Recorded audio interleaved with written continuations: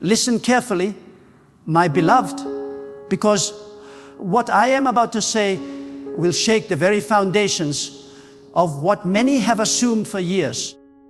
You have been told that speaking in tongues is the height of spiritual maturity.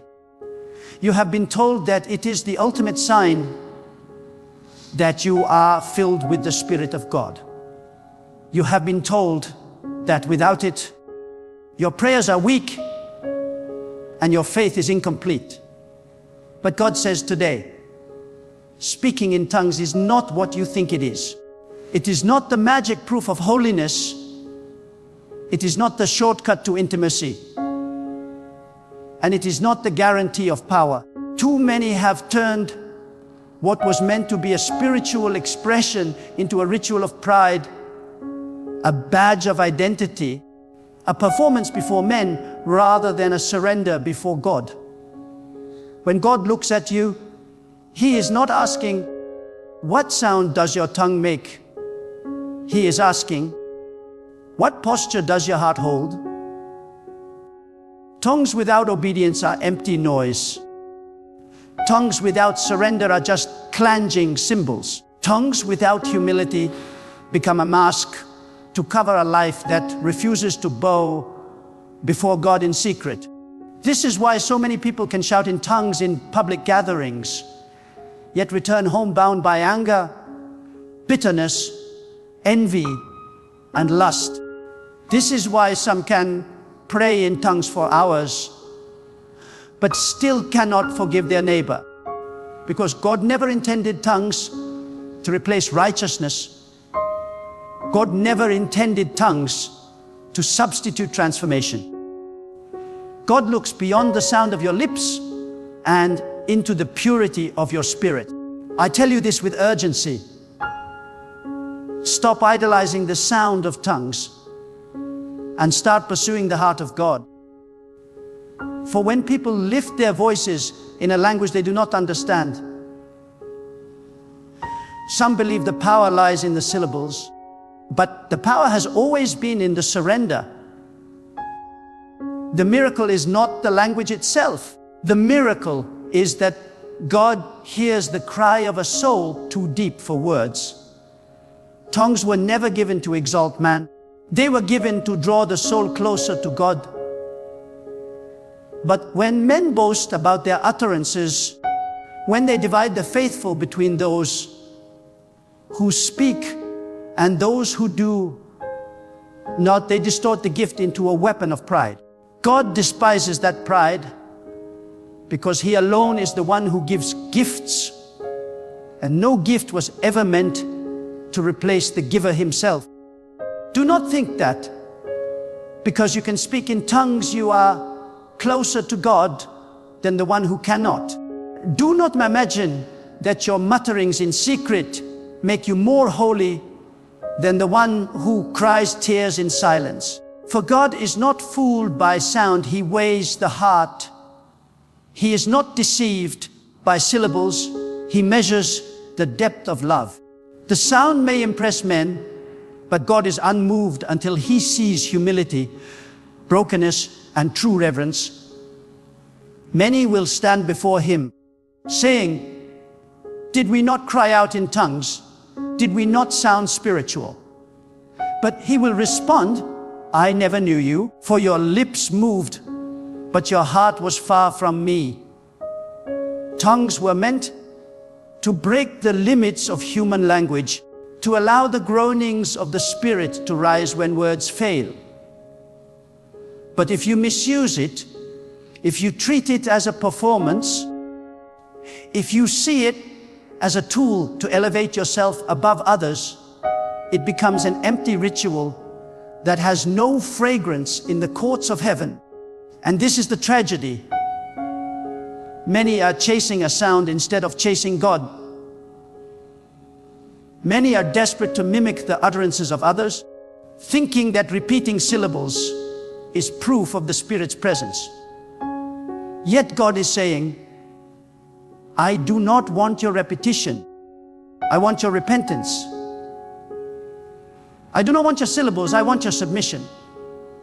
I do not want the noise of your tongue. I want the posture of your soul. Understand this: tongues without love are nothing. Tongues without truth are powerless. Tongues without holiness are counterfeit. For the Spirit of God cannot be reduced to mere sounds. He is the fire that burns away sin, the wind that shakes the foundations of complacency, the breath that gives life to the dry bones. When He moves upon you, tongues may come, but transformation must follow. If your tongue moves, but your life remains the same, then you have mistaken noise for power. God is calling His people back to the essence of prayer. He is calling you back to the purity of communion. Speaking in tongues was never the goal. It was the overflow. It was the soul's cry when words fell short, not the measuring stick of faith. Do not let the enemy trap you into chasing sounds while ignoring substance. Do not let pride deceive you into thinking you are spiritual because you can shout in a language you don't understand. The devil does not fear your noise. He fears your surrender. He fears your holiness. He fears your unshakable obedience to God's will. Beloved, if you want power, stop imitating sounds and start imitating submission. If you want breakthrough, stop chasing syllables and start chasing purity. If you want God's presence, stop focusing on what man can hear and start focusing on what God can see in the hidden chambers of your soul. The Spirit groans with utterances too deep for words, but those groans are birthed in brokenness, in humility, in the secret place where no one watches but God. You may speak in tongues, and that is good if God gives it. But do not rest there. Ask yourself, do I walk in integrity? Do I treat others with love? Do I keep my heart pure? Do I obey God when no one is watching? For these are the things that measure your closeness to God. Tongues are not the crown, obedience is. Tongues are not the seal, holiness is. Tongues are not the destination. They are only a tool for those who already walk with God in reverence. Do not misunderstand me. Beloved, speaking in tongues can be a true expression of the Spirit's work. It can be a powerful release when your words fall short. It can be the groaning of your soul rising before the throne. But it is not the center of your faith. It is not the evidence of maturity. It is not the ultimate sign of power. The ultimate sign of power is a life that bows before God, a life that resists sin, a life that overcomes temptation, a life that reflects His light in a dark world. That is the mark of true spirituality. So I say again, tongues are not what you think. They are not a performance. They are not a status. They are not a guarantee of closeness. They are simply one way God allows His Spirit to move through a vessel. But what God truly desires is a heart that belongs to Him completely. He desires lips that speak truth, hands that serve with purity, eyes that refuse to look upon wickedness, feet that walk in righteousness, and a spirit that trembles in awe of His holiness. That is what He longs for. That is what He blesses. That is what He anoints. Beloved, open your heart and hear this truth. The greatest deception of the enemy is not always in obvious lies, but in distorted truths. He takes what God has given, twists its meaning, and then convinces people to chase after the shadow rather than the substance. Speaking in tongues is one of those areas where many have been misled. They believe that the mere utterance of unknown sounds proves they are close to God. But God is not seeking sounds. He is seeking submission. God is not impressed by your voice. He is moved by your obedience. The power of prayer is not in the syllables that leave your lips, but in the sincerity that rises from your soul. When Hannah cried out in desperation, she did not utter strange syllables, yet her groaning touched the throne of God, and He answered. When David poured his heart out in his psalms, there were no tongues of angels, but there was depth, there was purity, there was honesty, and God responded. The truth is this: God listens to the cry of a broken heart far more than the noise of a restless tongue. Some have turned tongues into a badge of superiority. They walk into gatherings as though their sound elevates them above others, as though their muttering makes them more holy than the one who quietly kneels in humility. But God rejects such arrogance.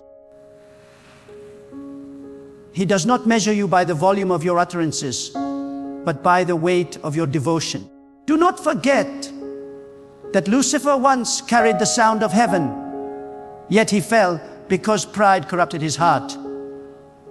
This is the warning. Tongues without humility lead not to elevation, but to deception. God is calling His people to understand that tongues are not the centerpiece of faith. They are a tool, an overflow, a vessel. The true centerpiece of faith is a heart surrendered to God alone. That is why when you kneel before Him, even your silence can thunder in the heavens. That is why when you cry in brokenness, your tears can speak louder than 1,000 syllables.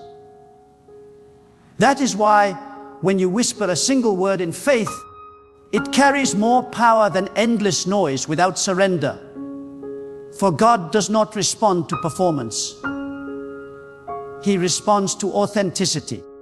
Think of this carefully.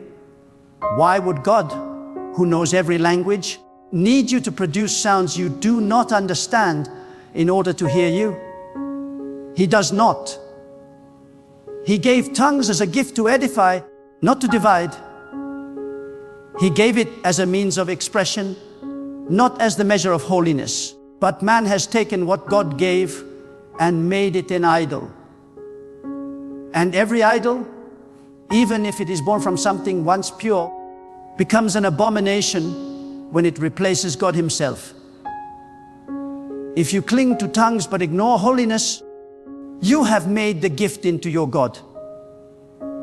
If you pursue the sound but neglect obedience, you have replaced God's will with your own desire. The truth is this: tongues will fade, languages will cease, but the presence of God remains eternal. And what will you carry into eternity? Not the sound of your syllables, but the fruit of your obedience. Not the rhythm of your utterances, but the purity of your heart. Not the performance of your tongue, but the depth of your surrender. These are the things that endure. These are the things God esteems. These are the things that prove you belong to Him.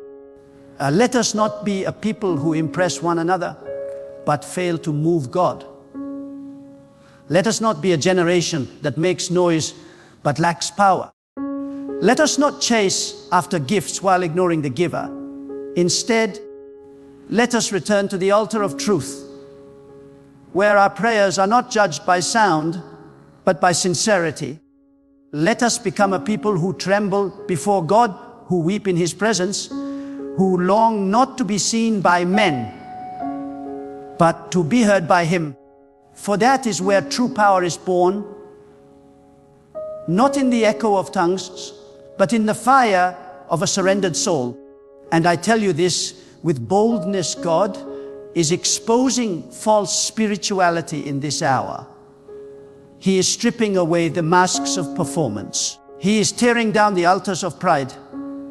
He is shaking his people awake to see that spirituality is not about how loud you pray, how eloquently you speak, or how often you display outward signs. Spirituality is about how deeply you belong to God, how much you walk in His ways, how faithfully you obey His commands, and how willingly you humble yourself before His majesty. Tongues can edify the spirit, yes, but they cannot cleanse the heart. Only surrender to God can do that. Tongues can lift your soul when words fail, yes, but they cannot replace a life of holiness. Only obedience to God can accomplish that. Tongues can express mysteries beyond human comprehension, yes, but they cannot carry you into eternal life. Only faithfulness to God will lead you there. Do you see, beloved, how easily people are distracted by the gift and forget the giver? This is why God says, speaking in tongues is not what you think. Beloved, you must grasp this with all the strength of your spirit. The true sign that God is working in you is not in the sound that comes out of your mouth, but in the fruit that comes out of your life. What good is it if you can utter 1,000 words in tongues, but cannot control your temper? What good is it if you can pray loudly in gatherings, but in the quiet of your home you neglect prayer altogether? What good is it if your lips move with spiritual sounds, but your heart burns with jealousy, bitterness, or secret sin? God is not deceived by outward appearances. God searches the heart, and it is the heart that must be transformed if you desire to walk in His power. Understand this deeply. When God pours out His Spirit, the evidence is not merely in the sounds of tongues, but in the transformation of character. A person truly filled with the Spirit of God will begin to love more deeply, forgive more freely, live more humbly, and walk more faithfully. The Spirit of God produces holiness, purity, and wisdom. Tongues may come as a sign, but the real proof is the life you live. If your life has not changed, if your desires are still entangled with the world, if your heart is still hardened against the will of God, then your tongues are nothing more than noise in the wind. We must stop chasing the appearance of spirituality and begin chasing the reality of God's presence. For too long, people have been satisfied with sounding holy rather than being holy. Too many have been content to impress men with noise instead of trembling before God with reverence. But God is shaking His people. He is calling them out of empty performances into genuine encounters. He is saying, return to me, not with the noise of your lips, but with the brokenness of your spirit. Return to me, not with the imitation of sounds, but with the purity of obedience. And here is the danger, beloved. When people equate tongues with spirituality, they open the door for deception. There are many voices in the unseen realm, and not every voice is from God. The enemy can counterfeit sounds. He can mimic the patterns of tongues. He can give an appearance of spirituality that deceives the undiscerning. That is why some who claim to be spiritual still live in bondage. That is why some who shout in tongues are still tormented by darkness. Because not every sound is sanctified, not every utterance is holy, not every tongue comes from God. If the life does not bear fruit, if the heart does not bow in obedience, then what you hear may not be the Spirit of God at all. but a counterfeit designed to lead astray. This is why discernment is essential. You must weigh every expression, not by how it sounds, but by what it produces. God never gives a gift to glorify pride. He gives gifts to draw His people closer to Him. If your gift leads you into arrogance, it is not being used rightly. If your gift becomes a source of division, it is not being used rightly. If your gift distracts you from holiness, then it has become a stumbling block rather than a blessing. Beloved, return to the simplicity of prayer. Prayer was never meant to be a performance, but a posture. It was never about proving something to others, but about communing with God in truth. When you pray, whether in words you understand or in groanings too deep to articulate, what matters most is that your heart is aligned with God. What matters is that you bow before Him in sincerity. What matters is that your life reflects the surrender of your soul. This is what moves heaven. This is what shakes the earth. This is what causes the enemy to tremble. Not the sound of your voice, but the authority of a life fully yielded to God. So I tell you again, with urgency, speaking in tongues is not what you think. Do not idolize it. Do not misuse it. Do not allow it to distract you from what God truly desires. Instead, pursue God Himself. Seek His face more than His gifts. Desire His holiness more than His manifestations. Long for His presence more than the applause of men. For when you walk with God in humility, when you live in obedience, when you surrender every part of yourself to Him, then whether you speak in tongues or not, your life will thunder with the power of heaven. And hear me with clarity. The greatest prayer you will ever pray is not the one that impresses others, but the one that moves you to tears before God. The greatest language you will ever speak is not the one unknown to men, but the one known to God alone. The language of sincerity, the language of humility, the language of a broken heart crying out, God, I belong to you. This is the language that never fails. This is the prayer that never goes unheard. This is the cry that reaches His throne.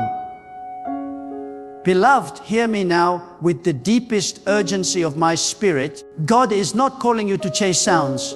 He is calling you to chase Him.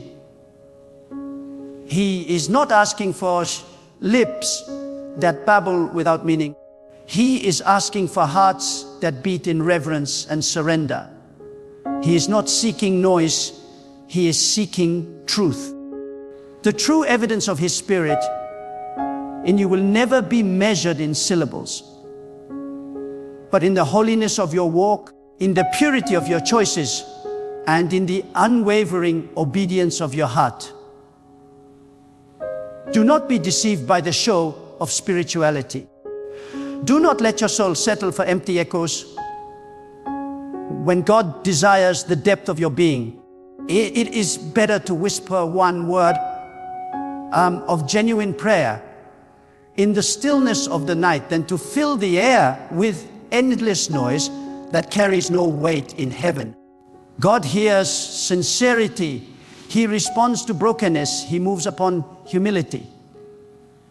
That is what He longs for from you, not just your tongue, but your life. And so I challenge you today, examine your heart. Ask yourself, am I living for sound or am I living for God? Am I more concerned with appearing spiritual or with truly being transformed by His power?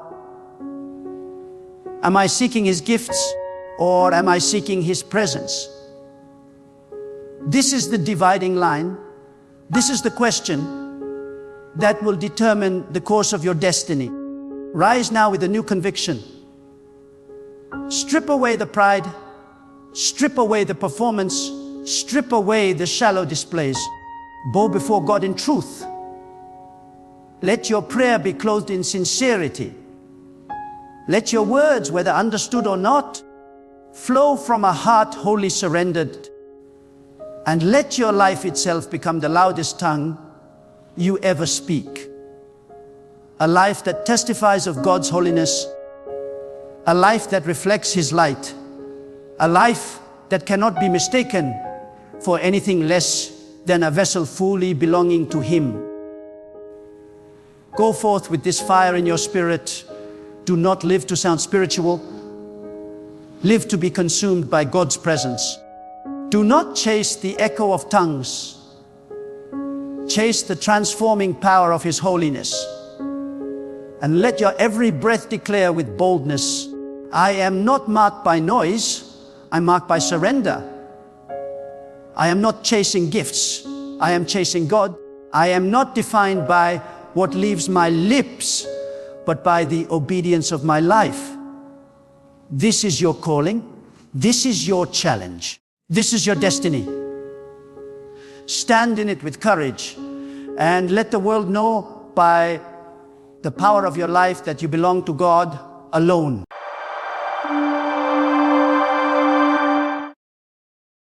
Congratulations, if this message reaches you before October 5, then you must know without a shadow of a doubt that you have been handpicked to hear a word that carries eternal weight and divine significance. This is not an accident. This is not a coincidence. This is not simply another video you stumbled upon. This is God Himself reaching into the very fabric of your life, interrupting your distractions, breaking through your noise, and saying to you, my child, it is time. I am speaking to you. I am preparing you. I am calling you. When God allows a message to arrive at your doorstep at just the right time, it means He has already prepared the ground for the seed of truth to take root inside your soul. And if your ears are open to this message before October 5, then I tell you, heaven has scheduled something for your life that no man, no enemy, no circumstance, and no darkness can cancel. This very moment is sacred. Do not take it lightly, because the difference between a life of wandering and a life of destiny often comes down to whether you recognize God's timing when it knocks at your door.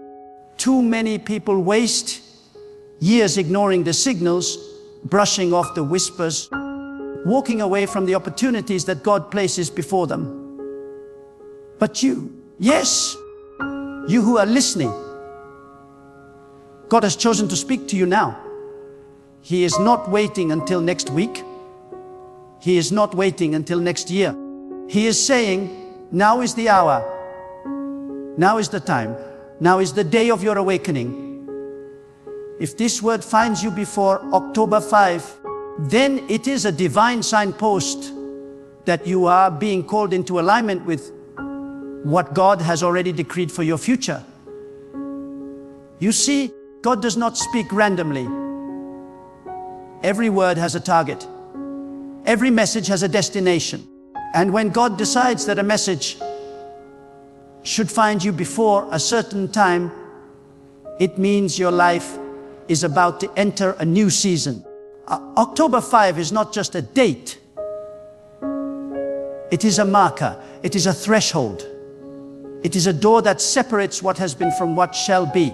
And if this message has reached you before that door swings wide, then God is preparing you so that when you step across, you will not stumble but rise. You will not fall but stand. You will not be broken but built. Let me ask you, why do you think God sets times and seasons? Why does He declare that there is a time to plant, a time to reap, a time to build, a time to tear down, a time to begin, and a time to end? Because nothing under heaven is random. Your life is not random. The challenges you have walked through are not random. Even the tears you have cried are not wasted. God stores them. God counts them.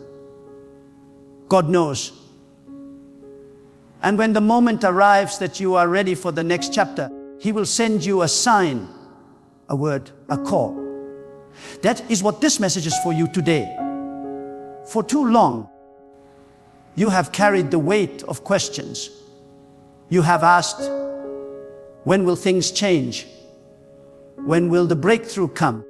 When will my pain make sense? When will my prayers be answered? And God is saying to you now, the time is closer than you think. The answer is nearer than you believe. The shift is already at your doorstep. But listen carefully. God's timing requires your readiness. If you walk into a season unprepared, you can miss the fullness of what He planned for you. That is why this message has reached you before October 5.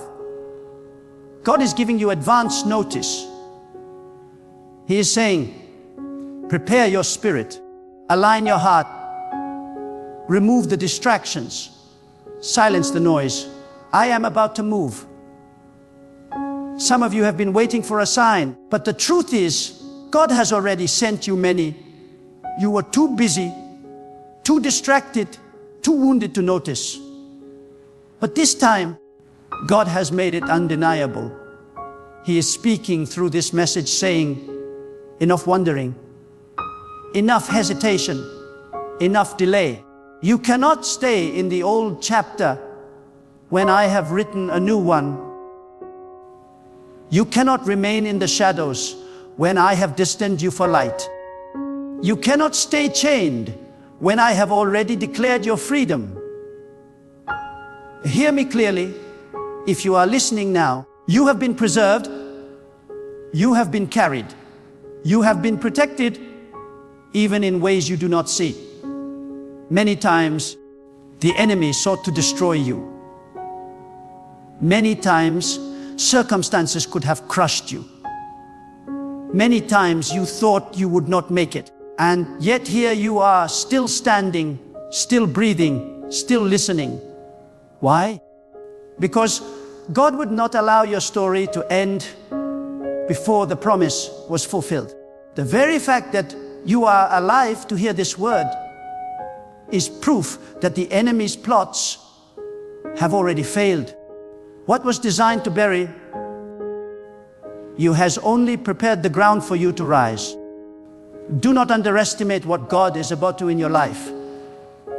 You may look around and see nothing changing yet. You may glance at your situation and wonder if anything is moving at all. But God does His greatest work in silence. Seeds do not sprout the moment they are planted. Roots grow deep in the dark before the fruit ever shows on the surface. In the same way, God has been working in the unseen places of your life. He has been arranging, preparing, aligning, orchestrating. And now, He says, watch. The season of hidden growth is shifting to a season of visible breakthrough. But let me warn you, when God begins to elevate you, do not expect everyone to celebrate you. Not all will understand. Some will doubt. Some will resist. Some will even envy. That is why God sometimes isolates you before He promotes you. He pulls you away from people who cannot carry the weight of your calling. He removes voices that would drown out His instructions. He strips away the crutches you have leaned on, so that when you rise, you will know it was not man, not chance, not luck, but God alone who lifted you. And this is why timing matters. If you hear this message before October 5, then you must take it seriously. Do not dismiss it. Do not shrug it off as just another motivational word. This is a divine summons. God is saying, rise from your slumber. Shake off your excuses. Step out of your fear. I am ready to move if you are ready to trust. Too many people wait for perfect conditions before obeying God. But I tell you, perfect conditions will never come. Faith is stepping when the ground looks uncertain, because you trust the one who laid the foundation of the earth. Faith is obeying when the path is unclear, because you know God sees the end from the beginning. God is calling you to trust Him with a deeper surrender, to stop clinging to what is comfortable and to begin embracing what is eternal, to stop looking at what you lack and to start walking in the abundance He already promised, to stop replaying the failures of the past and to start preparing for the victories of the future. Your life cannot be defined by what was lost. It must be defined by what God is about to release. You may say, but I am not ready. I am not worthy. I am not strong enough. Let me tell you, no one God calls is ever ready in human terms. But when God chooses you, He equips you. When God calls you, He strengthens you. When God sends you, He covers you. Do not measure yourself by your own weakness. Measure yourself by God's limitless strength. Do not measure your future by your past mistakes. Measure it by God's eternal plan.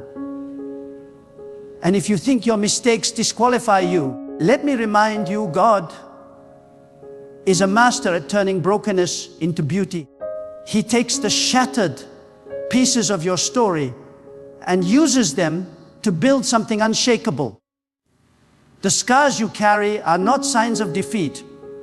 They are proof that you survived. And what you survived becomes the very testimony that carries power for others. God does not waste pain. Every trial you endured has prepared you for the mantle you are about to carry. Before October 5, you must decide, will you believe God or will you doubt Him? Will you step into faith or remain chained by fear? Will you prepare your spirit for breakthrough or will you sleep through the alarm God has sounded? The choice is yours. God has already declared the promise, but you must choose to walk into it. You must choose to align with it. You must choose to believe. Do not think lightly of this moment. This is a prophetic interruption. God has stopped you here because He wants your undivided attention. And I say again, congratulations. For if this word has found you before October 5, it means you are on the verge of a divine unfolding that will exceed your imagination. Doors will open that were once sealed shut. Relationships will be realigned. Opportunities will arise that you did not seek. Strength will come that you did not know you had. And most of all, the presence of God will overshadow you in ways you have never experienced before. Lift up your eyes, because what is coming is greater than what has been. Lift up your spirit, because God is nearer than you realize. Lift up your faith, because this is not just another season, this is your appointed time.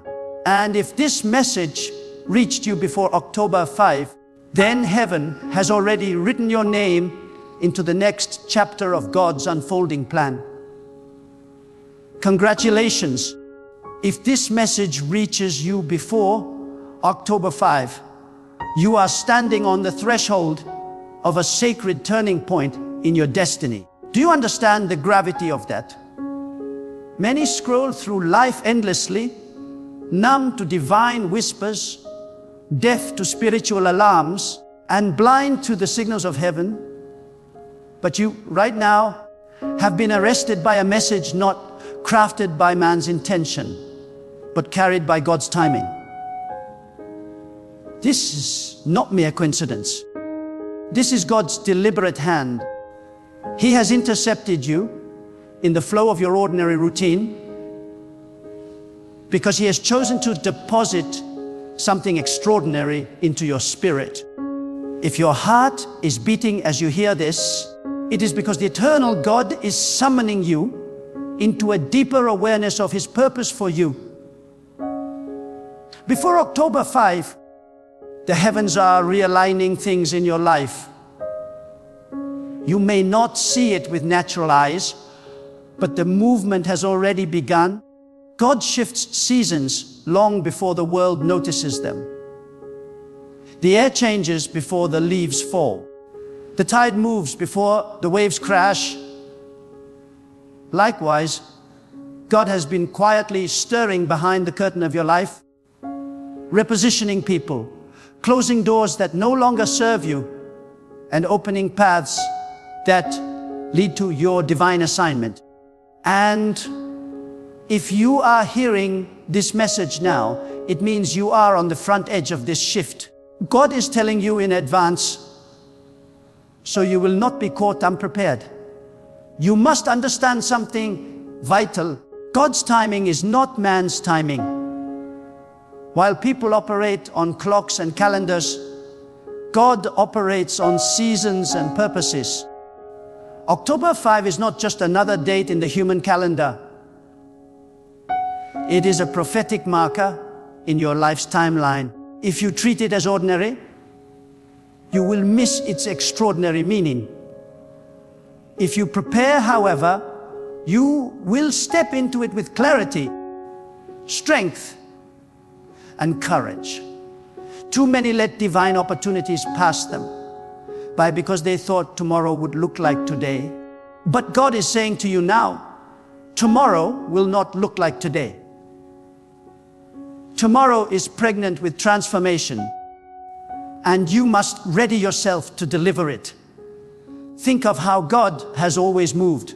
He called Noah before the rain fell. He directed Abraham before the journey began. He warned Joseph before the famine struck. He never leaves those He chooses without a word of preparation. That is what is happening here. This word is your preparation. You have been asking God for clarity, for direction, for a sign. This message is your answer. It is your warning and your promise wrapped in one.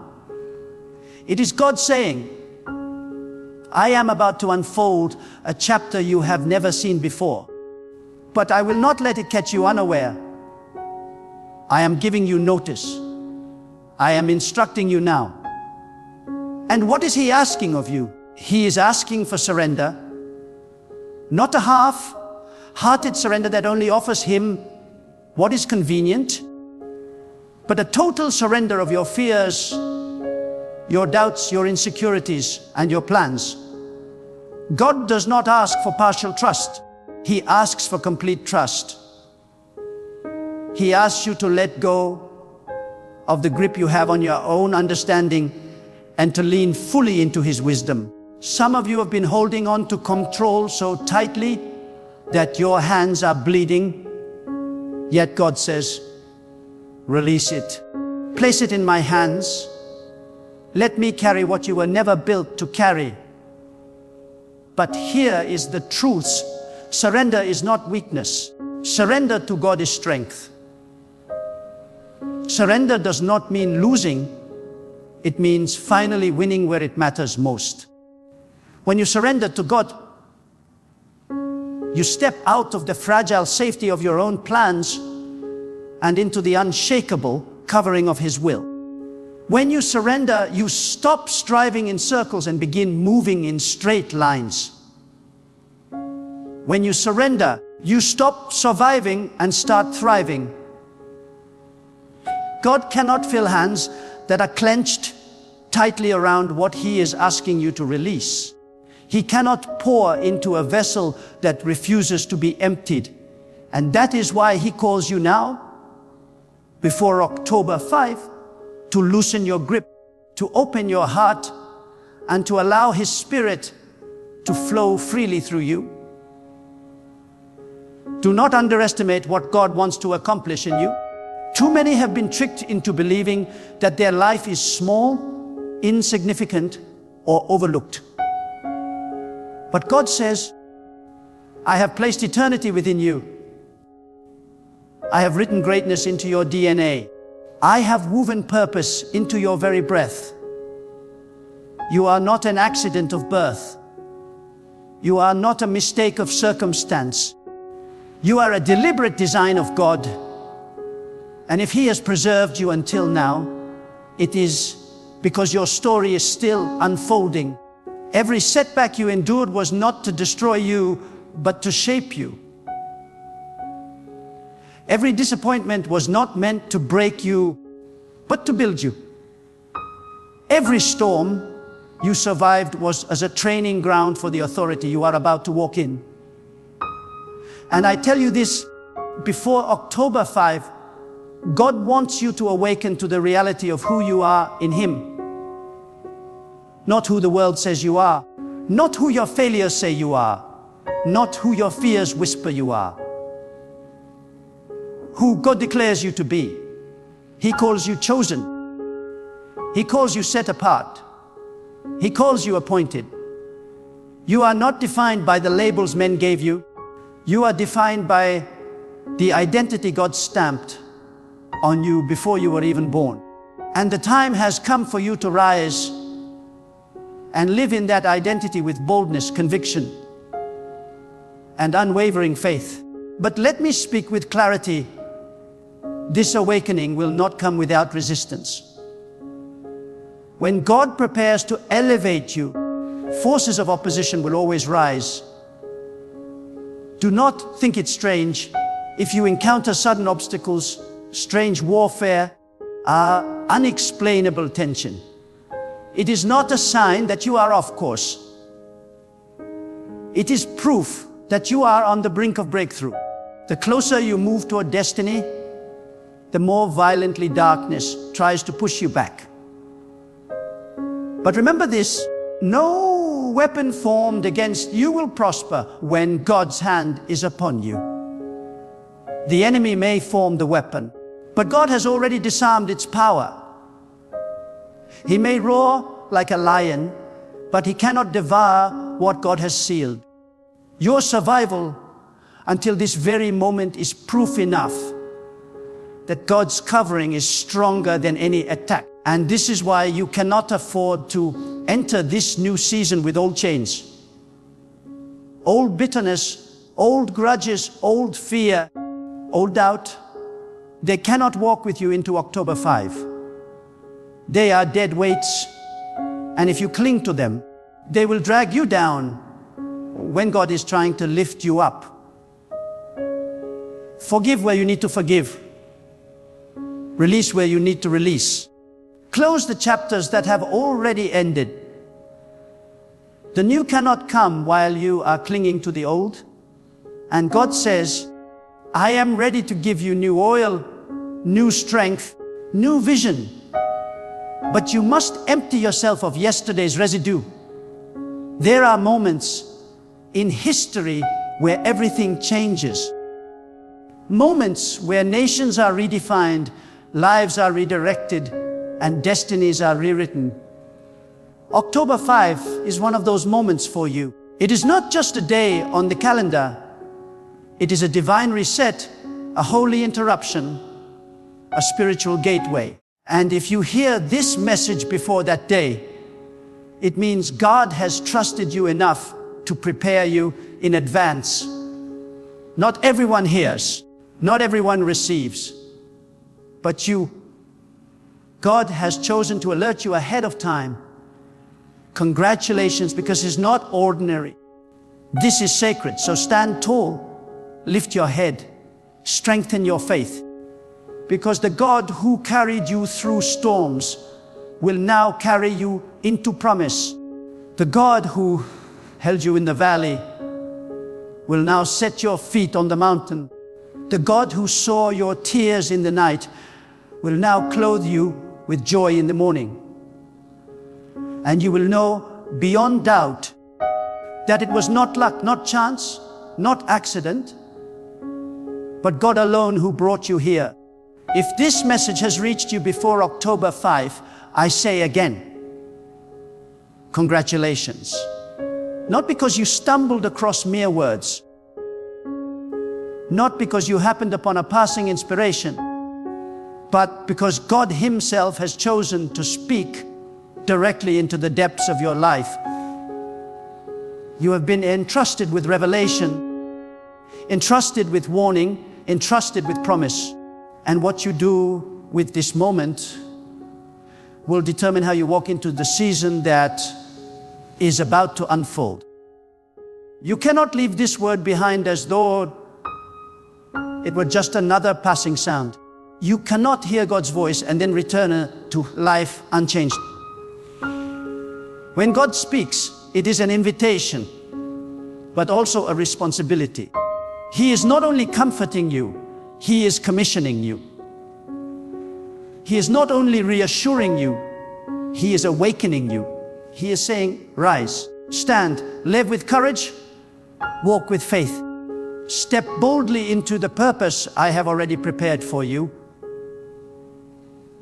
The days ahead will not look like the days behind. God is declaring a shift, and you must choose whether to step into it.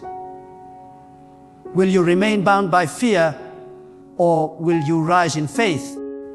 Will you continue replaying the failures of yesterday, or will you allow God to write a new chapter of victory? Will you waste the opportunity to align with His timing, or will you seize this sacred moment with all the strength of your soul? The choice is in your hands, but the power to carry it through is in God's hands.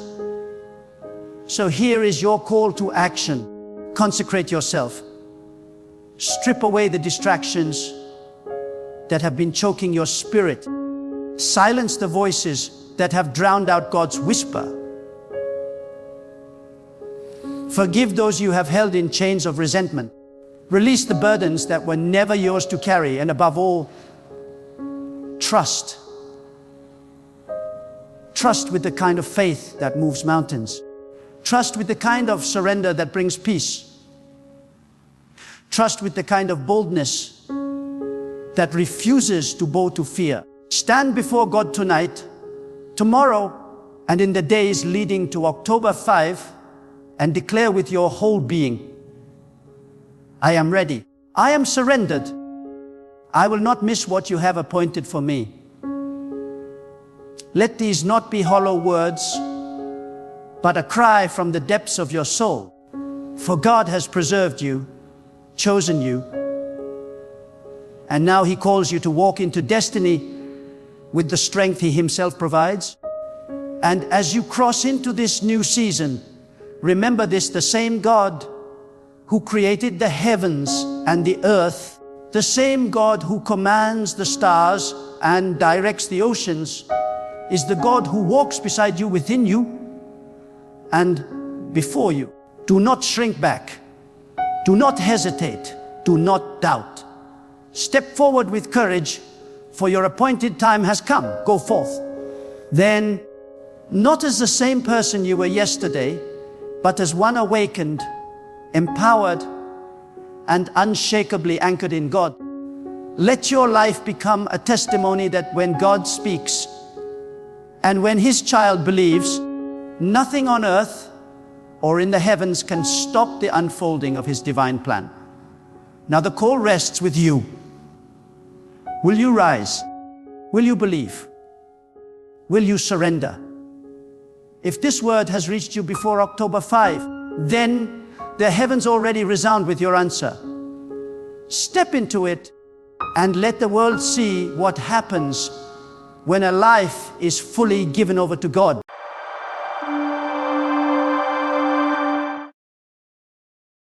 Do you know that not every color is innocent?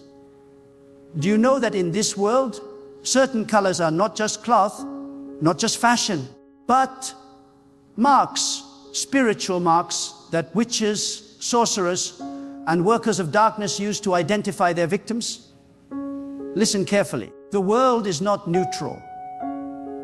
The spiritual realm is real, and colors are not just shades of beauty. They can be used as signals, as codes, as doorways. And today, I am telling you this truth because too many of you walk around without knowing that the very thing you wear on your body can become an invitation to powers you do not see. This is not superstition, this is spiritual warfare. There are colors that witches deliberately use to mark out those who will be attacked, cursed, and manipulated.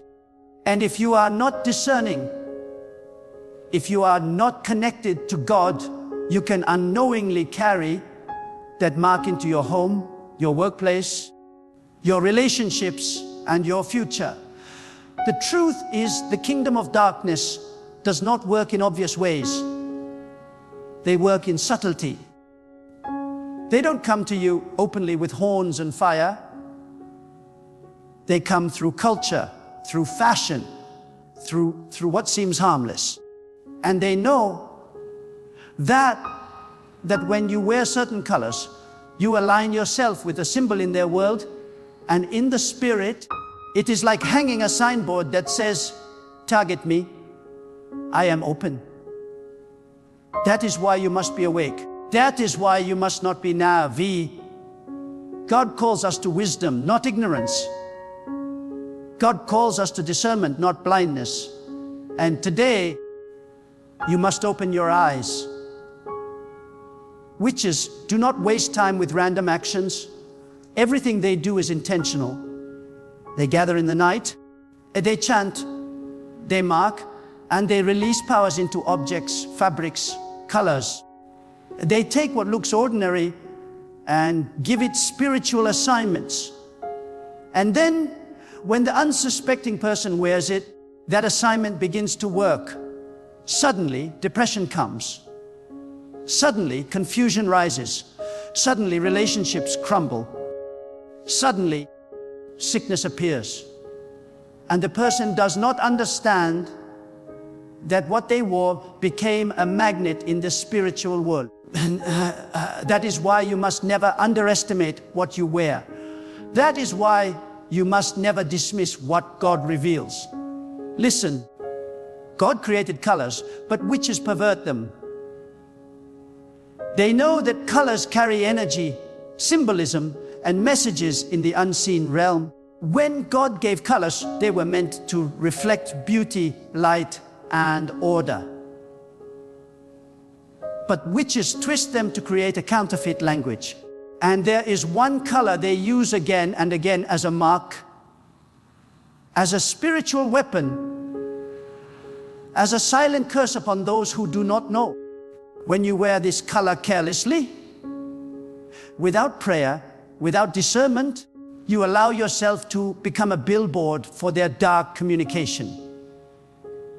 They see you and say, "That one is already marked. That one is already under." And you walk around wondering why heaviness follows you, why doors close, why your spirit feels drained.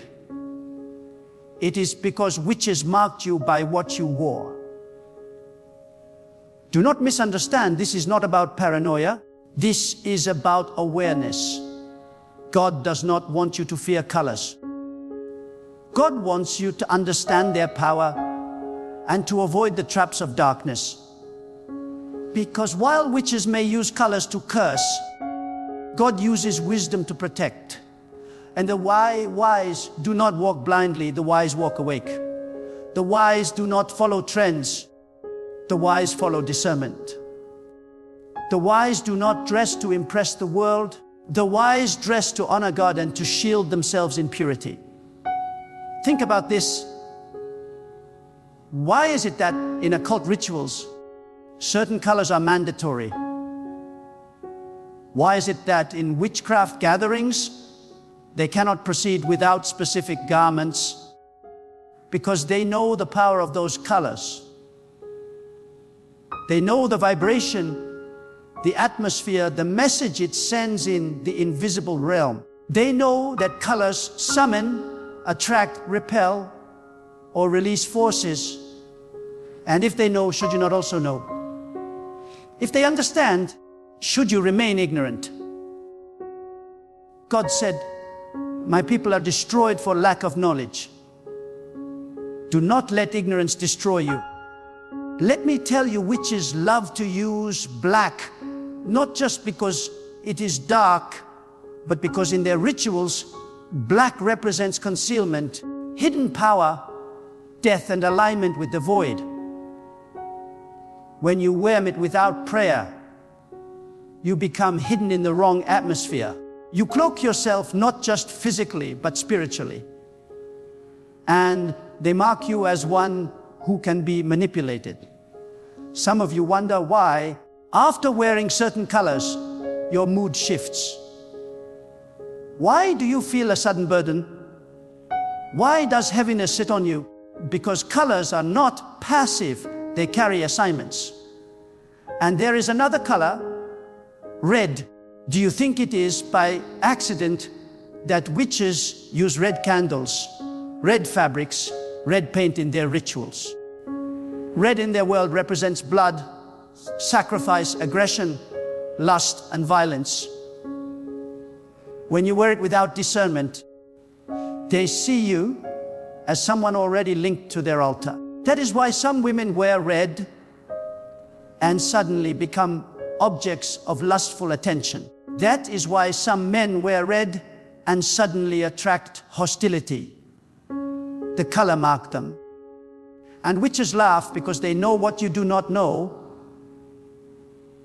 I tell you with conviction, the greatest weapon of witches is not what they chant, but what they hide in plain sight. They know that if they can make you think it is normal, you will never resist.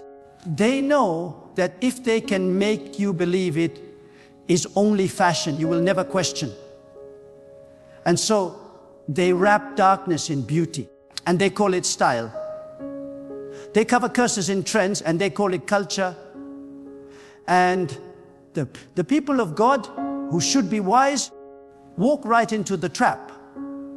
But hear me, you are not called to walk like the blind. You are not called to wear what everyone wears. You are not called to follow what the world celebrates. You are called to be distinct, set apart, chosen. And God will not allow you to be ignorant if you are willing to listen. That is why you are hearing this today. It is a warning, a revelation, and an invitation to walk in spiritual authority. You must understand witches are not stronger than God. Their power is counterfeit. Their schemes temporary. Their curse is fragile. But their success depends on your ignorance. As long as you do not know, they can operate. As long as you do not discern, they can mark you. But the moment you know, the moment you discern, the moment you decide to honor God in what you wear, their power collapses. Because nothing in darkness can stand against the wisdom of God. So hear me. Don't just wear colors because they are beautiful.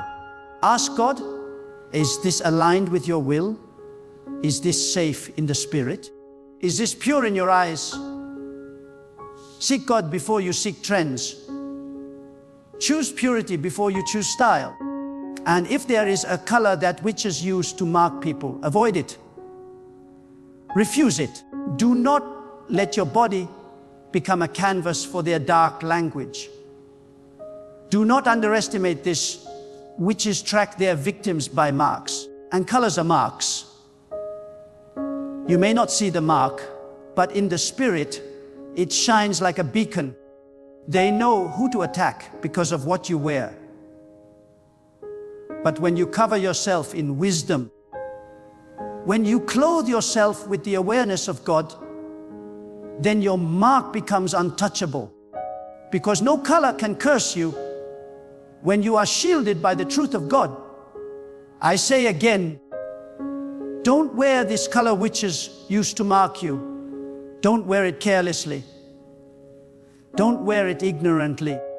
Don't let the darkness celebrate because you have dressed yourself in its signal.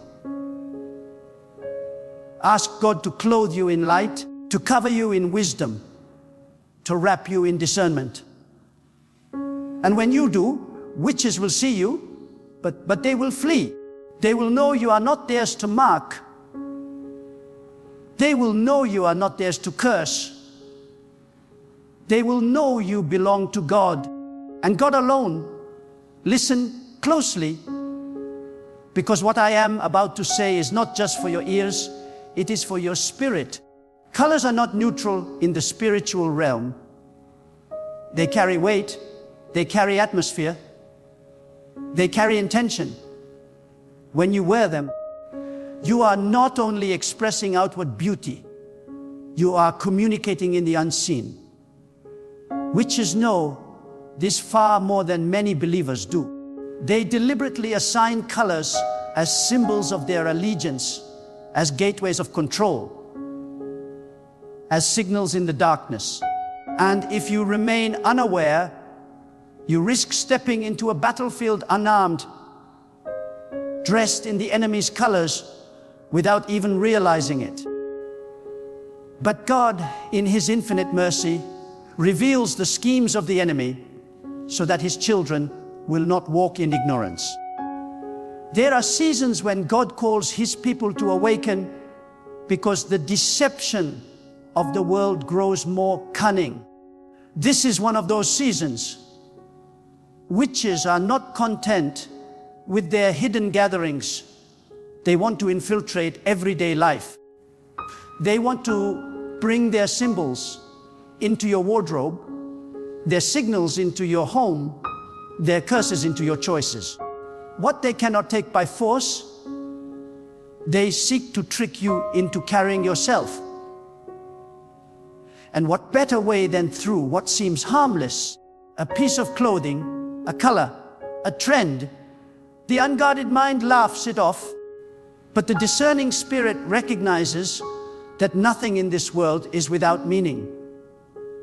Understand this: when God created the heavens and the earth, He declared order in everything. Light was separated from darkness. Day was set apart from night. Colors were painted across creation, not only for beauty, but for distinction, for meaning, for order. But where God establishes order, the enemy seeks to establish confusion. Where God sets purity, witches twist it for corruption. That is why you cannot treat what you wear as meaningless.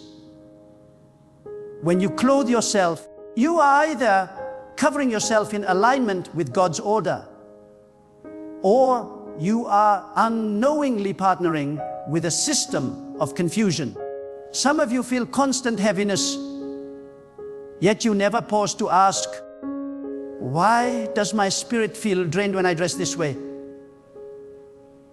You notice tension in your home, yet you ignore the fact that what you are wearing has been marked.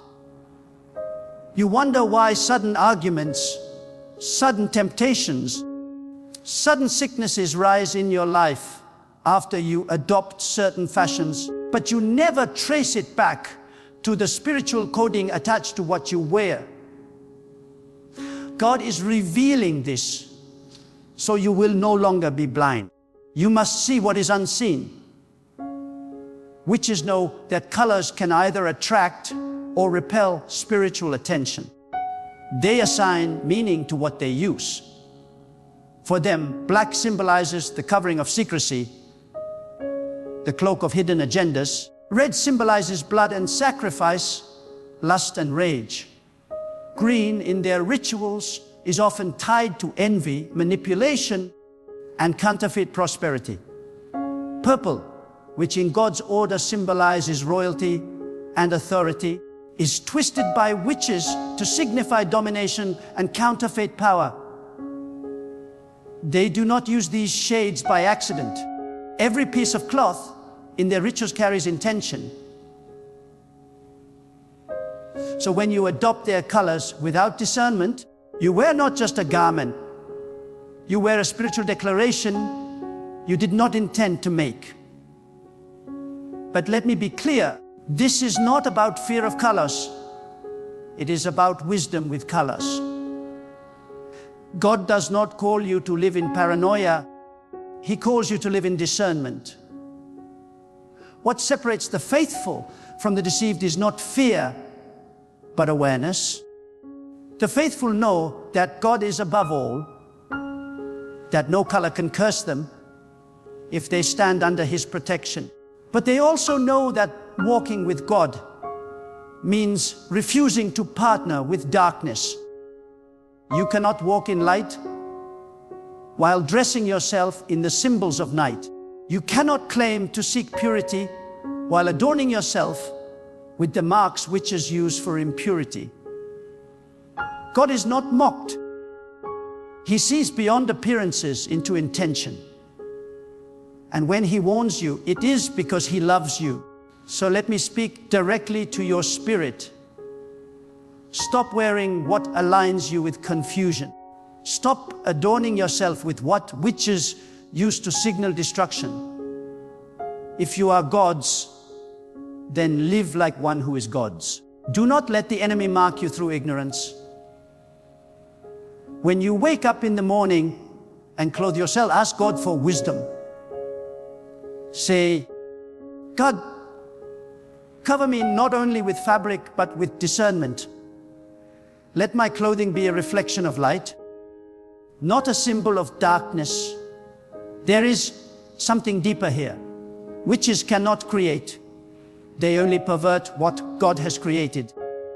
That means even the colors they try to claim are not theirs by origin. God made them. They belong to Him. But when people wear them without prayer, without purity, they align with the counterfeit use witches have imposed. The question is not whether a color itself is evil. The question is whether you wear it with discernment, whether you cover yourself with the authority of God, or whether you wear it blindly, allowing the enemy to attach his meaning to it. Hear me well, there is nothing wrong with beauty. There is nothing wrong with color. God painted the skies, the oceans, the flowers, the stones. He delights in variety. But when witches hijack symbols, God's people must not walk in ignorance. You must clothe yourself with understanding, because your garment can either be your shield or your trap. When you choose with God's wisdom, even the colors witches try to pervert cannot harm you. But when you choose without God, you wear their symbols as if you are part of their kingdom. The time has come for you to rise above ignorance. The time has come for you to stop dressing for the approval of the world and start dressing for alignment with God. The time has come for you to stop following trends that were designed in the halls of darkness. Do not think for a moment that fashion is innocent. Do not think that the patterns of this world are neutral. Many designs are birthed in rituals.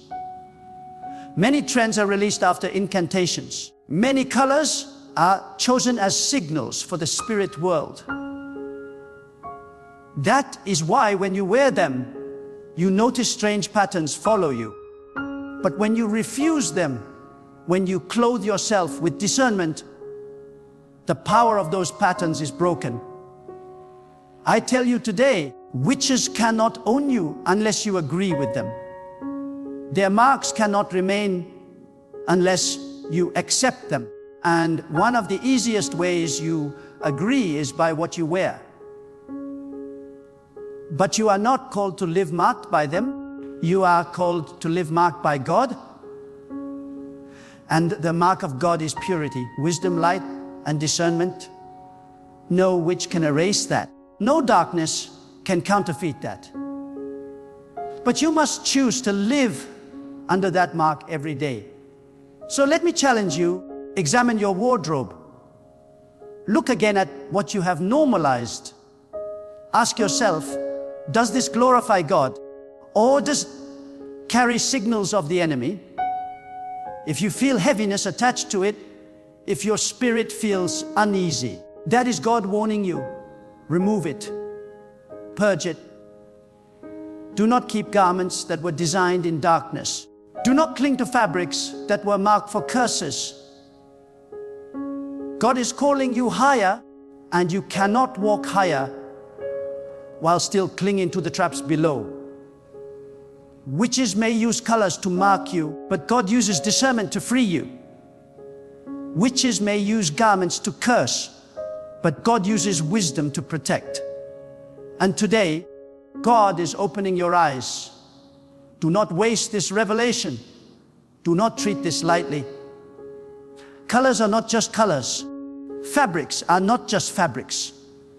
What you wear is either a weapon in the spirit or a weakness in the spirit. Choose carefully. Choose wisely.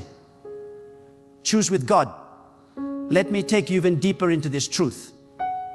When you hear that witches use colors to mark people, you must understand it is not just about fabric. It is about identity. In the spiritual realm, identity is everything. The moment you wear what carries a dark assignment, you are silently agreeing with a false identity. You may not speak it, but in the invisible world it shouts. And the enemy, who is always looking for access, sees that false identity and seizes the opportunity. But you were never called to wear a false identity. You were called to carry the identity of one who belongs to God alone. Think of this carefully. When you put on your clothing, you are not simply covering your body, you are declaring something. You are presenting yourself to the world, yes, but more importantly, you are presenting yourself to the unseen. You are saying, this is who I am. This is what I carry. This is the mark upon me. And if your clothing carries the mark that witches use to identify their own, then you are walking into battles you did not choose, attacks you did not invite, and curses you did not seek. But they come anyway, because in the invisible realm, the mark you wear is louder than the words you speak. That is why God cares so deeply about how His people present themselves. Not because He is concerned with outward appearances alone, but because outward appearances are the reflections of inward alignments. What you wear shows what you agree with. What you wear reveals who you belong to. What you wear testifies in the spirit realm to whether you are covered by God's light or entangled in the symbols of darkness. Witches use colors because they know the spiritual law. What is seen can declare what is unseen. They wrap their intentions in garments. They hide their curses in design.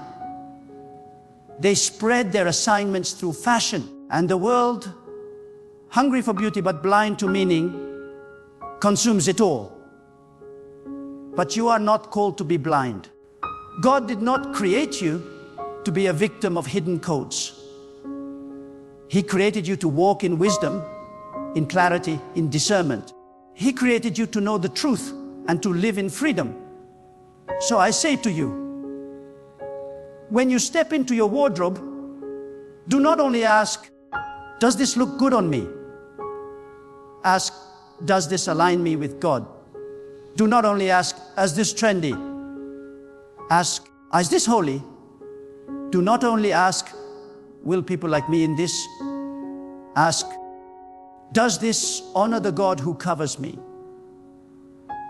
Because every choice is either a partnership with light or an agreement with darkness.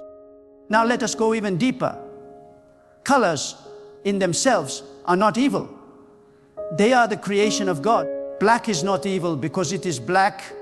Red is not evil because it is red. The evil comes when witches hijack what God has made and assign it for their purposes. That is the scheme of the enemy to counterfeit, to corrupt, to twist. But here lies your power. When you walk with God, you can redeem what the enemy tries to use. You can take back what was twisted and declare, this belongs to God, not to witches.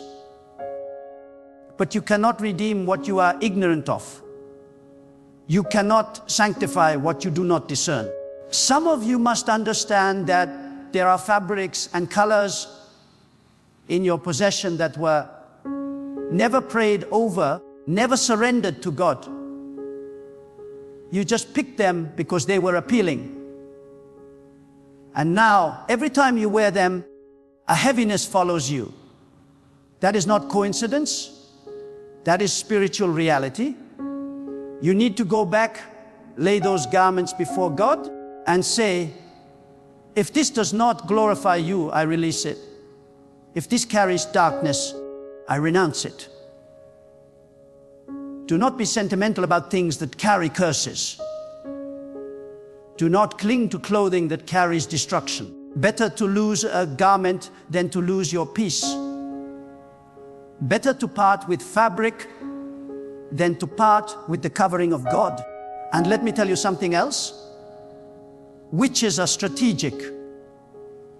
They do not only use colors for marking, they use colors for recruitment. They know that if you consistently wear their symbols, you begin to unconsciously align with their realm. They know that repeated exposure creates agreement. So when you keep adorning yourself with their colors, over time, your spirit begins to tolerate what you should resist. You open yourself gradually until, without realizing it, you are already in bondage. But the Spirit of God comes today to break that cycle. The Spirit of God comes to call you out of the slow seduction of darkness and into the light of discernment. Do not take lightly what I am saying. There are people whose destinies were delayed, not because they were lazy, not because they were incapable, but because they carried marks they did not understand. They dressed themselves with curses, thinking they were only dressing in beauty. And the enemy gained legal ground to attack their marriages, their finances, their health, their minds. But you will not be one of them if you heed the warning of God today. Remember, your body is sacred. It is not just flesh, it is a vessel. It is a temple where the Spirit of God dwells. And when you clothe your body, you are clothing a temple.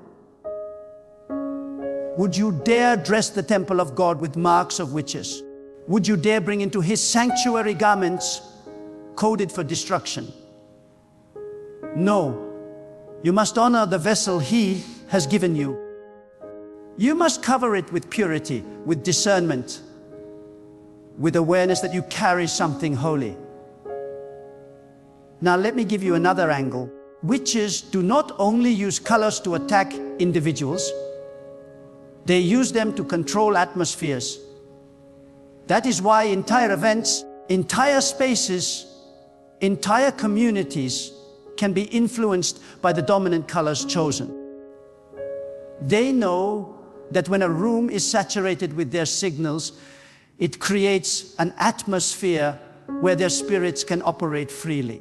Have you ever walked into a place and immediately felt darkness, heaviness, or confusion? It may not only be the people, it may be the colors filling the environment, chosen and empowered for that very effect. But the one who walks with God can discern it. The one who walks with God can cut through the atmosphere and declare, this place belongs to God. No color, no signal of darkness has power here. That is the authority you must walk in. Not fear, not confusion, but boldness. Because God does not reveal this to you so that you tremble. He reveals it so that you rise. He reveals it so that you cleanse your life, guard your spirit, and walk in wisdom. He reveals it so that you may not be marked by witches, but marked by Him. And here is the truth that must burn in your heart. No matter what color witches try to use, the covering of God is greater. No mark they assign can overpower the mark of God upon your life. No garment they pervert can stand against a garment you consecrate in prayer. No assignment of darkness can remain where the light of God shines. The key is not fear. The key is alignment. The moment you align your life with God, you are shielded. The moment you cover yourself with His wisdom, their marks fall powerless. So I urge you, do not be careless. Do not be blind. Do not dress your body without thought, without prayer, without discernment. When you rise in the morning, clothe yourself not only with fabric, but with wisdom. When you prepare for the day, ask not only how you appear to men, but how you appear to the unseen. And if you walk in the awareness that you belong to God, then no witch can ever own you, no color can ever curse you, and no darkness can ever mark you. My beloved, listen with the ears of your soul. There is nothing in this world that the enemy does without a counterfeit. And there is nothing he crafts without a hidden meaning.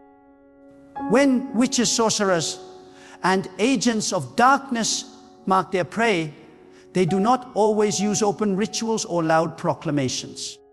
They use symbols, they use colors, they use things that seem harmless to the ordinary eye, but carry deep spiritual assignments in the unseen realm. And that is why I tell you today, do not underestimate what you wear. Do not underestimate the colors that surround your life, for they can carry the very essence of bondage or freedom. The world will say, it's just a color, it's just fashion, it's just style. But you who belong to God know better. For when God created light, He divided the day and the night. He created the rainbow as a covenant sign. He painted the earth with meaning. Nothing in creation is random. Colors themselves speak. They declare. They mark. They testify. So when the agents of darkness corrupt what God has created, they attach spiritual weight to those very colors. And if you are careless, if you adorn yourself with the wrong shade, you may be unknowingly agreeing with forces that hate your soul. Witches understand what many children of God neglect. That appearance is not neutral. That garments carry a message. That what is worn becomes a banner in the spirit. They select colors that carry vibrations of death, rebellion, or lust, and they use them as snares. When you step into their chosen attire, when you wrap yourself in their chosen shade, you step under a banner that is not God's. Without even speaking, you declare, I align with this force. And the spirits assigned to that color recognize you. They mark you. They follow you. But God has not left you blind. He has not left you defenseless. For He declares that His people are a chosen generation, a holy nation, a people set apart. That means you cannot dress like the world. You cannot adopt the banners of darkness. You cannot make peace with what has been twisted to wage war against your destiny. What you wear should testify of purity, of light, of holiness, of alignment with God's kingdom. Every thread, every shade, every garment must declare that you belong to Him alone. The enemy thrives in secrecy. He thrives in ignorance. He thrives when the people of God say, "It doesn't matter." But I am here to break that deception. It does matter. For your clothing is not just fabric, it is a covering. And a covering is spiritual. From the beginning, when Adam and Eve sinned, God Himself provided covering. Do you see the weight of that? Clothing is not simply to shield the body from weather. It is a declaration of whose protection you stand under. If witches have claimed the color to summon darkness, then wearing it with ignorance is like walking into a battlefield waving the enemy's flag. My beloved, you must rise with wisdom. You must test everything. If a color has been taken and twisted by darkness, refuse to glorify it, refuse to normalize it. Do not say, everyone wears it, so why not me? You are not everyone, you are God's. Your identity is not defined by trends, not by culture, not by designers, not by the witchcraft of this age. Your identity is sealed by God's Spirit, and your life must reflect His holiness. When witches mark people, they do not always need to speak curses. They allow the ignorant to wear the mark themselves.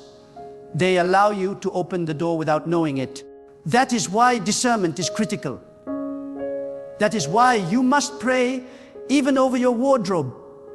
You must ask God, what aligns with your light? What pleases you? What honors you? Let your closet become an altar where only what reflects holiness remains. And hear me clearly, the danger is not in fabric itself, for God created all things pure. The danger is in the meaning assigned by darkness. Once a symbol or color has been consecrated for evil, it becomes a channel. And if you are careless, it can become a portal. Do not let vanity lead you into spiritual slavery. Better to be mocked for simplicity than to be celebrated by the world while being marked in the spirit for destruction. I urge you, live with conviction, not compromise. Do not wear what witches use to mark their prey. Do not adopt the banners of rebellion disguised as beauty. Do not walk wrapped in colors that declare allegiance to forces you cannot see. Instead, clothe yourself in what reflects the purity, peace, and glory of God. Let your garments testify of the one you serve. Let your presence shine so clearly that no power of darkness can mistake who you belong to. For God is not only the God of the heavens, He is also the God who sanctifies every detail of your life. And if you let Him, He will sanctify even your wardrobe, even your appearance, even your colors, until everything about you screams, this one belongs to God. Beloved, hear this final word as fire upon your soil. Your life is too precious to be marked by darkness. Your destiny too sacred to be claimed by forces that hate the light. You are not a vessel for confusion. You are not a canvas for the enemy's colors. You are a living testimony that God reigns. When you step out into this world, every step you take declares a message. Either you carry the fragrance of holiness, or you carry the stench of compromise. Either you shine as a lamp for God, or you blend into the banners of rebellion. The choice rests in your heart. And today, I plead with you, choose God. Do not be casual with what is sacred. Do not be careless with what marks you. Every thread on your body, every shade that wraps your frame can either proclaim bondage or freedom. Let it be known in the heavens and on the earth that you are a child who belongs fully to God, set apart, unashamed, and unwilling to wear what has been claimed by evil. Tear down every compromise. Lay aside every garment that whispers rebellion. Walk boldly under the covering of God, for His light is your shield. His truth is your identity. His holiness is your beauty. And I challenge you, do not only change your clothing, but change your posture before God. Strip your heart of hidden vanity. Strip your soul of silent pride.